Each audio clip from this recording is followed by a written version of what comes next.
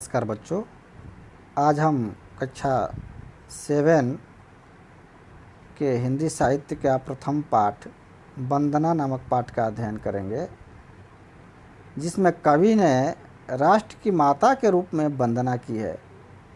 हिमालय पर्वत भारत का मुकुट है, समुद्र की लहरें इसके चरणों को धोती है।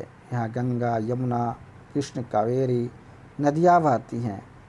यहाँ वायु स्वच्छंद रूप से बहती है। भारत भूमि पर राम, कृष्ण, गौतम बुद्ध जैसे महापुरुष उत्पन्न हुए हैं। यहाँ चारों ओर सत्यम, शिवम, सुंदरम का स्वर सुनाई देता है। भारत भूमि बिना किसी भेदभाव के सबको शरण देती है। हम सब अन्न और धन प्रदान करने वाली भारत भूमि के रंग में रंगे हुए हैं और तन मन से भारतीय है। हम पहले इस कविता का सस्वर वाचन करेंगे। सस्वर वाचन करते हैं। जय जय जय भू भारती, तेरी उतारे आरती। हिमगिरी है सिरमौर तेरा, सागर लहरे चरण पखारती। गंगा यमुना कृष्ण कावेरी, आब हवा मुक्त उछाले मारती। राम कृष्ण गौतम के जननी, सत्यम शिवम सुंदरम उचारती। सब शरणागत गोद में, अंतर कोई न जानती। हो आनंदा हो धनंदा, हम सबको तू ही पालती। हम रंग गए हर रंग से, है तन से मन से भारती। जय जय जय भू भारती। अब देखते हैं इसका काठिन्य निवारण। भू भारती मतलब भारत भूमि। हिमगिरी, हिमगिरी मतलब विशाल पर्वत, कौन? हिमालय। सिरमौर का मतलब होता है ताज। अब पखारना का अर्थ होता है धोना। गंगा यमुना कृष्ण, आब हवा मतलब खुली हवा। आब हवा खुली हवा यानी मौसम, ठीक है, जलवायु। मुक्त उछाले, मुक्त मतलब स्वतंत्र, उछाले मारती, उछाल मारती हैं। आगे आते हैं शरणागत मतलब शरण में आया हुआ। आनंदा मतलब आनंद देने, अन्न देने वाली, अन्न को प्रदान करने वाले। धनंदा धन देने वाली। पालती मतलब पालन करने वाली। अब देखते हैं इसका भावार्थ, व्याख्या या अर्थ। जय जय जय भू भारती। कवि कहता है कि हे भू भारती, हे भारत की भूमि, तुम्हारी क्या हो? जय जय जय के हो, जयकार हो। हम सब तुम्हारी क्या करते हैं? आरती उतारते हैं। हिमालय पर्वत तुम्हारा ताज है, सिरमौर तेरा। हिमगिरी है सिरमौर तेरा, हिमालय पर्वत तुम्हारा क्या है? ताज है।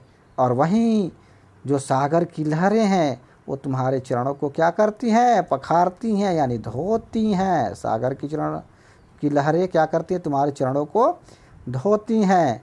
गंगा यमुना कृष्ण और कावेरी, ये सारी नदियाँ, गंगा यमुना कृष्ण कावेरी, ये सब खुली हवा में मुक्त उछाले स्वतंत्र रूप से क्या करती हैं? उछाले मारती हैं, बहती हैं।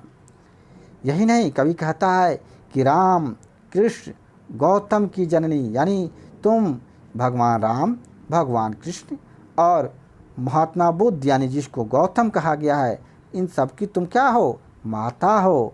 और तुम स्वयं क्या करती हो? सत्यम शिवम सुंदरम का उच्चारण करती हो। सब शरणागत गोद में जितने भी तुम्हारे शरण में आते हैं, सबको तुम अपने क्या कर लेती हो? गोद में, अंक में भर लेती हो। कोई अंतर कोई न जानती, तुम कोई भी भेदभाव नहीं रखती हो। सबको सब अपने शरण में, अपने गोद में क्या कर लेती हो?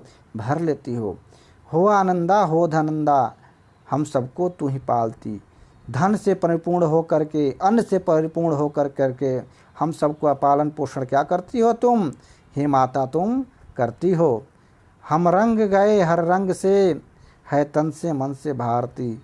हम रंग हर रंग से क्या हो गए हैं, रंग गए हैं, फिर भी तन से और मन से क्या है, भारतीय हैं। आगे है, अब इसका हम योगात्मक अभ्यास करेंगे, समसेटिव एक्सरसाइज। पहले देखेंगे वास्तुनिष्ठ प्रश्न। वास्तुनिष्ठ प्रश्न क्या है, बहुविकल्पी प्रश्न। सही उत्तर पर सही का निशान लगाना। कवि किसकी वंदना कर रहा है, किसकी वंदना कर रहा है, भारत भूमि की। दूसरा नंबर सही है। भारतवासी तन मन से क्या हैं, भारतीय हैं, पहला सही है। भारत की धरती के चरण कौन धोती है, भारत की धरती की चरण कौन धोती हैं, समुद्र की लहरें, सागर की लहरें चरण पखारती। रिक्त स्थान की पूर्ति कीजिए। आप स्वयं कर सकते हैं, कविता को देख करके, कविता को याद करके, और इसको पूरी कर सकते हैं। अति लघुत्तरीय प्रश्न देखते हैं, एक शब्द में उत्तर देना है। भारत की भूमि हमें पेट भरने को क्या देती है, अन्न देती है, अन्न। कविता में भारत की भूमि का मुकुट किसे कहा गया है, तो हिमालय को। भारत भूमि के लोग किस रंग में रंगे हुए हैं, अनेक रंगों में रंगे हुए हैं, क्योंकि कहा भी जाता है अनेकता में एकता भारत की विशेषता। अगला क्वेश्चन है लघुत्तरीय प्रश्न, एक पंक्ति में उत्तर देना है। एक पंक्ति में उत्तर कैसे देंगे, कविता में किन किन नदियों के नाम आए हैं, तो कृष्णा, कावेरी, यमुना इत्यादि नदियों के नाम आए हुए हैं। भारत भूमि पर किन किन महापुरुषों ने जन्म लिया है, राम, कृष्ण, गौतम इत्यादि महापुरुषों ने क्या किया है, जन्म लिया है। भारत की भूमि किस किस का पालन पोषण करती है, भारत की भूमि सबका पालन पोषण करती है, छोटे बड़े सबकी, ऊंच नीच सबका पालन पोषण करती है। दो पंक्तियों में उत्तर देने हैं। भारत भूमि हम पर क्या क्या उपकार करती है, हमें धन देती है, भोजन देती है, हमारी गलतियों को क्षमा करती है, हमारे लिए सारी व्यवस्था करती है। सत्यम शिवम सुंदरम उच्चारती पंक्ति के माध्यम से कवि क्या कहना चाहता है कि क्या है, सब कुछ सत्य है, शिव है, शिव है, सुंदर है, यानी कि सत्य शिव है, शिव जो है सुंदर है। भेदभाव के विषय में कवि ने क्या कहा है कवि ने कि भारत भूमि हमारी जो है किसी से किसी भी प्रकार का भेदभाव नहीं करती है, सबको अपने गले लगाती है और सबको एक समान समझती है। दीर्घोत्तरीय प्रश्न है, 5 से 8 पंक्तियों में उत्तर देना है, भाव स्पष्ट करना है। भाव आप स्पष्ट कर सकते, मैंने ऊपर बताया भी है। क्या, गंगा यमुना कृष्ण कावेरी आव हवा मुक्ते उछाले मारती, राम कृष्ण गौतम की जननी सत्यम शिवम उचारती। सब शरणागत गोद में अंतर कोई न जानती, हो आनंदा हो अदानंदा हम सबको तुम्ही पालती। अभी मैंने आपको इसका व्याख्या करके ऊपर बताया है, आप स्वयं से कर सकते हैं या फिर दोबारा उसको सुन करके कर सकते हैं। वर्णों के मेल से शब्द बनते हैं और शब्दों के मेल से वाक्य बनते हैं। किसी शब्द का जब अर्थ स्पष्ट न हो तो उसे या तो अध्यापक से पूछते हैं या फिर शब्दकोश में ढूंढते हैं। फिर देखिए शब्दकोश में शब्द कैसे ढूंढा जाता है, तो शब्दकोश में ढूंढने के लिए शब्दकोश का क्रम वर्णमाला में दिए अक्षरों के क्रम के अनुसार ही होता है, परंतु एक बात का ध्यान रखिए कि शब्दकोश में अनुस्वार वाले शब्द पहले आते हैं। शब्द अगर शब्द से पहले लिखा हुआ मिलेगा, शब्दकोश देखने की प्रक्रिया प्रारंभ में कठिन लगती है, धीरे धीरे अभ्यास से सरल लगने लगती है। इसलिए समय समय पर शब्दकोश देखने की क्या करनी चाहिए, आदत डालनी चाहिए। निम्नलिखित शब्दकोश को शब्दों से ढूंढकर उनके अर्थ लिखना है। आचार, ज्योति, नियम, अंतर, अनुशासन कर सकते हैं खुद।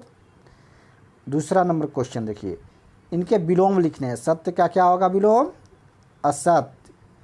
चरण का विलोम सिर, गत का अगत, ज्ञान का अज्ञान, सुंदर का कुरूप, जय का पराजय।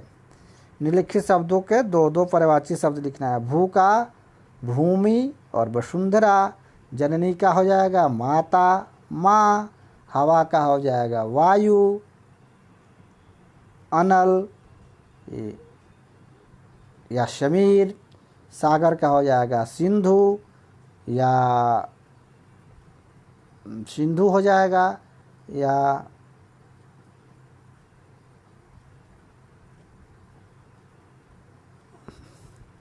अगला पढ़िए और समझिए। आनंदा अन्न देने वाली, सर्वदा मतलब सब कुछ देने वाली, फलदा माने फल देने वाली, ननंदा माने धन देने वाली, वरदा माने वर देने वाली, सुखदा मतलब सुख देने वाली। ठीक है, अब चर्चा करो, जानो, समझो, खुद से इतना करना है। ठीक है, जातक कथाएं पढ़ो। इसी के साथ आज का ये वीडियो समाप्त होता है।